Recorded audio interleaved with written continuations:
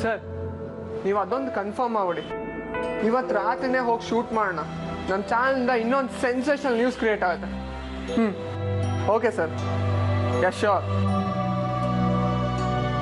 ಬಾಯ್.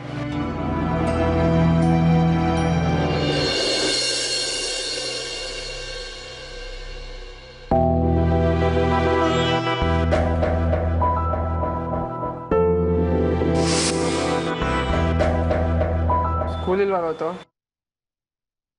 ರಜಾ. ಮತ್ತೆ ಏನಿಲ್ಲ,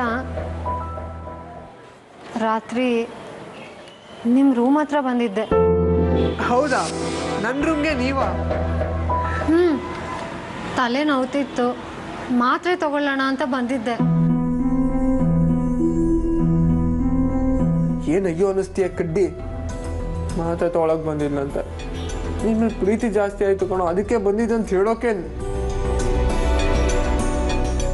ಆದ್ರೆ ನೀನ್ ರೂಮಲ್ಲೇ ಇರ್ಲಿಲ್ಲ.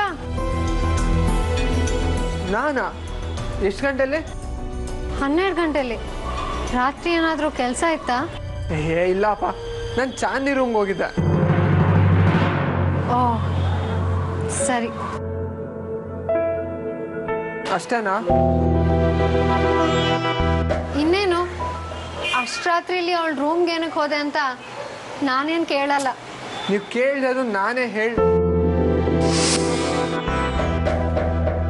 ಕೇಳದೆ ಇದ್ರು ನಾನೇ ಹೇಳ್ತೀನಿ ಅಂತ.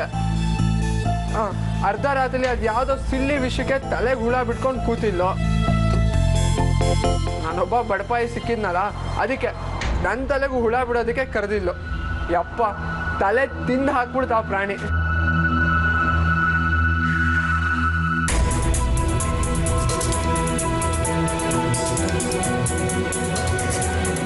ಯಾಕ್ರಿ ಹೆಂಗ್ ನಗ್ತಾ ಇದ್ದೀರಾ? ಏನಿಲ್ಲ, ಅವಳು ನಿನ್ನ ತಲೆ ಹೇಗೆಲ್ಲ ತಿಂದಿರ್ಬೋದು ಅಂತ ಯೋಚನೆ ಮಾಡ್ತಿದ್ದೆ ಅಷ್ಟೆ. ಸರಿ, ನಿನ್ನ ಕೆಲ್ಸಕ್ಕೆ ಟೈಮ್ ಆಗ್ತಿರ್ಬೋದೇನೋ, ಹೊರಡು.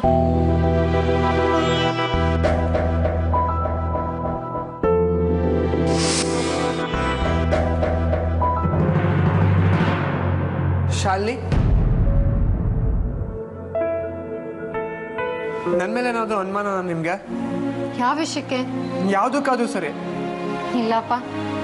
ಯಾರಾದ್ರೂ ನನ್ನ ಬಗ್ಗೆ ಏನಾದರೂ ನೆಗೆಟಿವ್ ಆಗಿ ಹೇಳಿದ್ರೆ ನಂಬ್ತೀರಾ?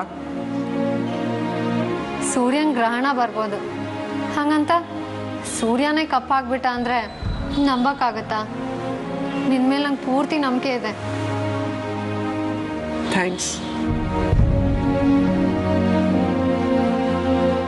ಓ, ನಮ್ಮ ಕಂಚಿ ಕಾಳಮ್ಮನವ್ರು ಅಪರೂಪಕ್ಕಾರು ಇಷ್ಟೊಂದು ಕೂಲಾಗಿ ಮಾತಾಡ್ದಲ್ಲ. ನಿಮ್ಗೊಂದು ದೊಡ್ಡ ದೀರ್ಘದಂಡ ನಮಸ್ಕಾರ ಆಗ್ತೇನೆ. ದಿನಾಗ್ಲೂ ಇಷ್ಟೇ ಕೂಲಾಗಿ ನಗ್ನಗ್ತಾ ಮಾತಾಡ್ಕೊಂಡು ಇದ್ಬಿಡಮ್ಮ ತಾಯಿ.